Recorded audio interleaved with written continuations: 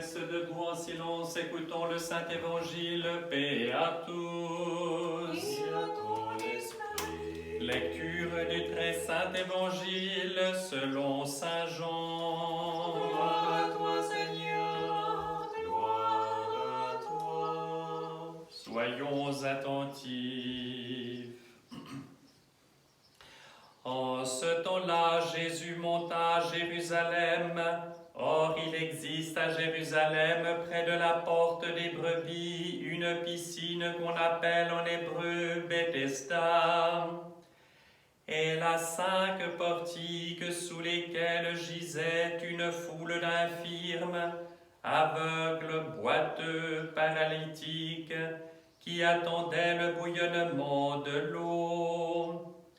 Car l'ange du Seigneur descendait par intervalles dans la piscine, et l'eau s'agitait, et le premier qui y entrait après que l'eau eut bouillonné se trouvait guéri, quelle que fût sa maladie. Il y avait là un homme qui était infirme depuis 38 ans.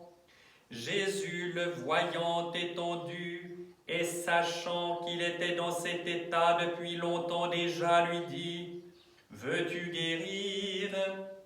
L'infirme lui répondit : « Seigneur, je n'ai personne pour me plonger dans la piscine quand l'eau se met à bouillonner, et le temps que j'y aille, un autre descend avant moi. » Jésus lui dit : « Lève-toi, prends ton grabat et marche. » À l'instant, l'homme fut guéri. Il prit son grabat et marcha. Or, c'était un jour de sabbat. Les Juifs dirent donc à celui qui venait d'être guéri : « C'est le sabbat, il ne t'est pas permis de porter ton grabat. » Il leur répondit : « Celui qui m'a guéri m'a dit : prends ton grabat et marche. » Ils lui demandaient : « Quel est l'homme qui t'a dit : prends ton grabat et marche ?» Mais le paralytique l'ignorait, car Jésus avait disparu dans la foule qui se pressait en ce lieu. Plus tard, Jésus le rencontra dans le temple et lui dit : « Te voilà guéri, ne pêche plus désormais, de peur qu'il ne t'arrive plus grande infirmité. » L'homme s'en alla pour annoncer aux Juifs que c'était Jésus qui l'avait guéri. Gloire à toi, Seigneur, gloire à toi.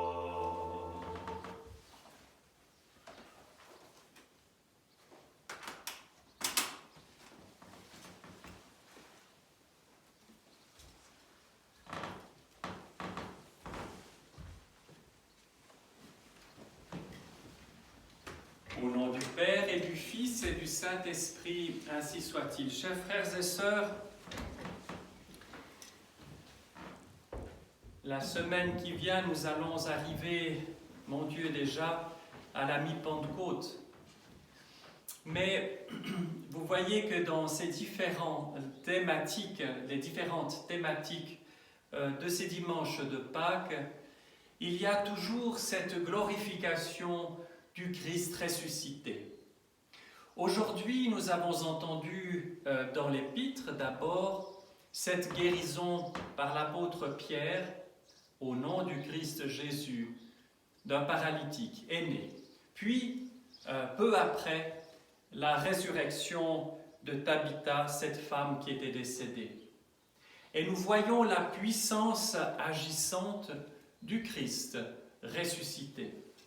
Aujourd'hui, c'est dans l'Évangile aussi, et il est fait mention de ce paralytique, malade depuis 38 ans. Et il se tient là, près du portique, près de cette piscine, en sachant très bien, pertinemment, que le premier qui descendra dans cette piscine sera guéri. Et il voit son impuissance complète. Il ne peut pas il n'arrive pas à se traîner jusqu'à la piscine, à aller jusqu'à elle, à entrer à l'intérieur de cette piscine à temps. Et c'est toujours quelqu'un d'autre qui est guéri. Et le Seigneur en a pitié, nous venons de l'entendre, et le guérit. Et lorsque nous regardons cela, nous sommes tout à fait émerveillés de la foi de cet homme, de sa persévérance, de son acharnement quasiment. Pas dans le sens « le Seigneur doit me guérir ». Si cette attitude du cœur avait été là, il se serait très vite découragé et il aurait rejeté Dieu. Dieu ne nous doit pas la guérison. Il attend la réponse aimante de l'homme. Et le Seigneur, ce qu'il attend, c'est au fond et surtout et par-dessus tout, cette attitude de l'âme qui permettra la guérison spirituelle. Vous le savez, il n'y a jamais de guérison physique sans guérison spirituelle. C'est toujours ceci qui est visé par le Seigneur. Et il y a souvent des guérisons spirituelles qui ne s'accompagnent pas de guérison physique. Alors, dans la période que nous vivons, nous pouvons crier vers le Seigneur qu'il guérisse les malades. Et nous le faisons. Mais nous ne voulons pas avoir une attitude matérialiste, une attitude qui voudrait que tout dans ce monde soit parfait. Parce que nous le savons bien, nous ne sommes pas de ce monde. Ce monde est blessé par la mort, est blessé par le péché, blessé par le mal. Nous le vivons, nous en subissons les conséquences, nous en sommes malheureusement et trop souvent nos propres acteurs de ce mal que nous faisons à nous-mêmes ou à autrui. Non, nous sommes citoyens du ciel. Et c'est en tant que citoyens du ciel que sur cette terre blessée par le mal, eh bien nous sommes des témoins que la vie est plus forte que la mort. Alors nous cherchons, nous attendons, nous désirons ardemment cette guérison spirituelle. Avons-nous cette patience, avons-nous cette humilité d'attendre le bon plaisir de Dieu? Le Seigneur n'est pas cruel.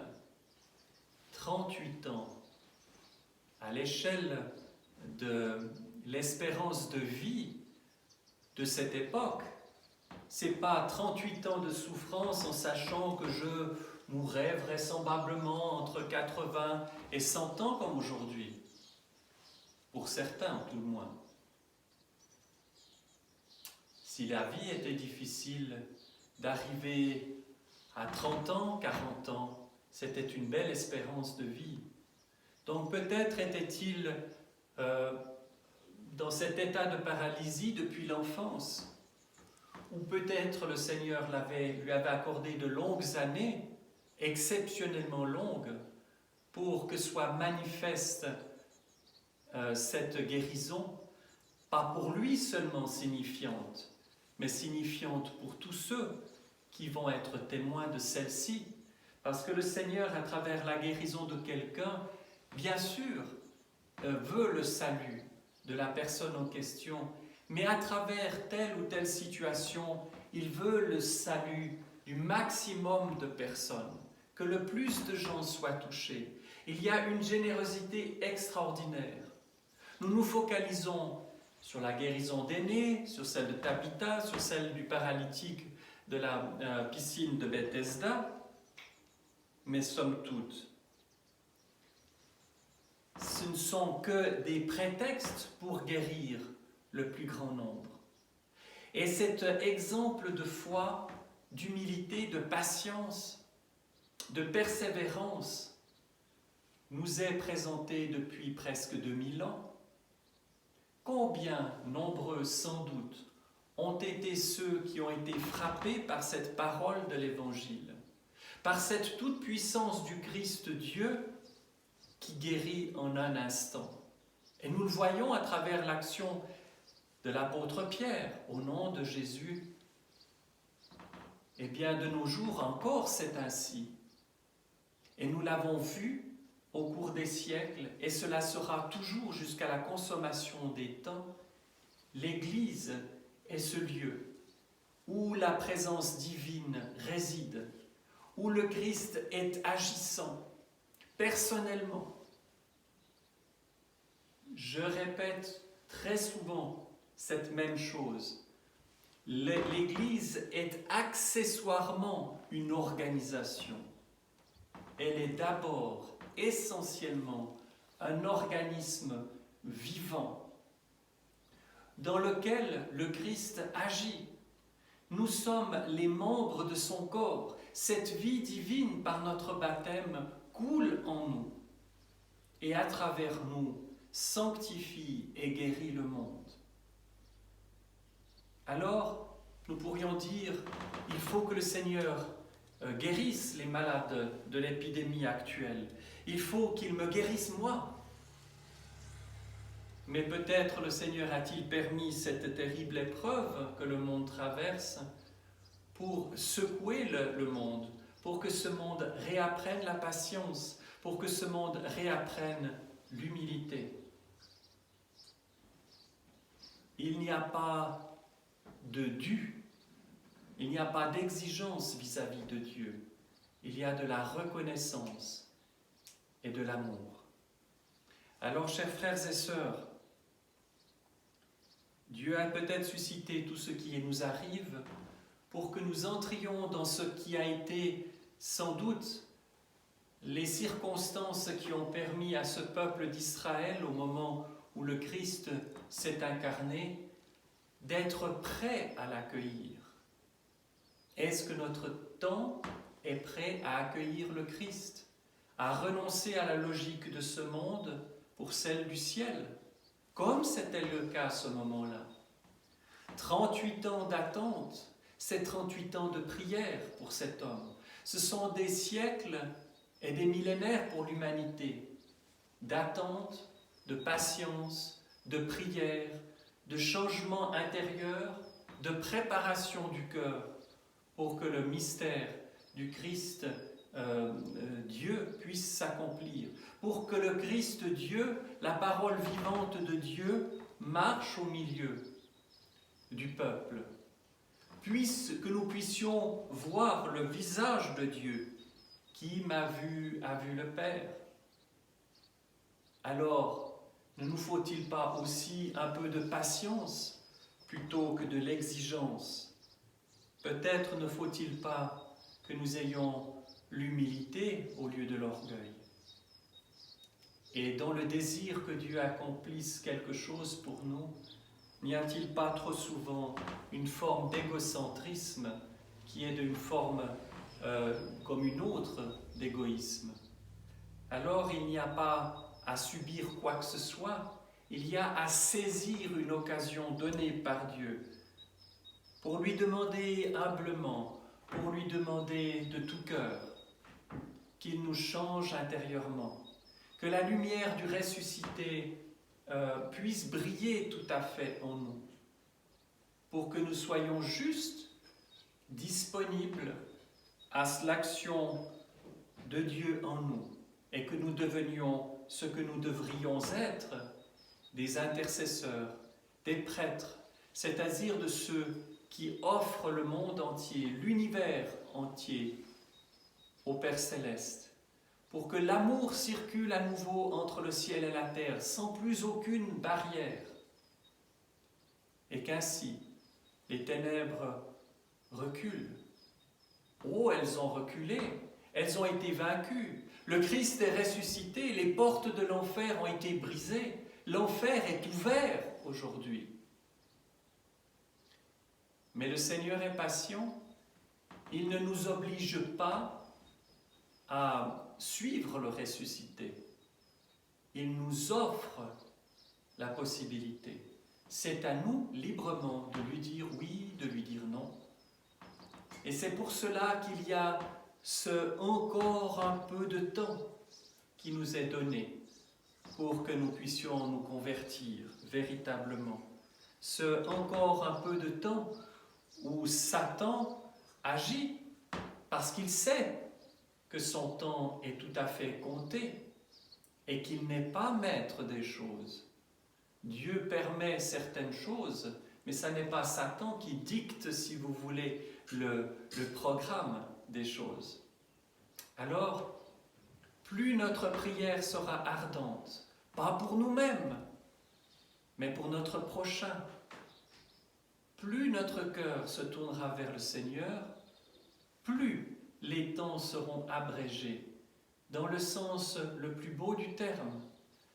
Plus les ténèbres deviendront insignifiants, plus la liberté véritable, qui est celle de la communion entre les êtres, pourra se réaliser, et plus le second avènement du Christ se rapprochera. Mais dans un sens positif, les gens ont peur de la fin du monde, ils ont peur des catastrophes. Ce n'est pas les catastrophes qui importent, c'est de pouvoir rencontrer l'être aimé.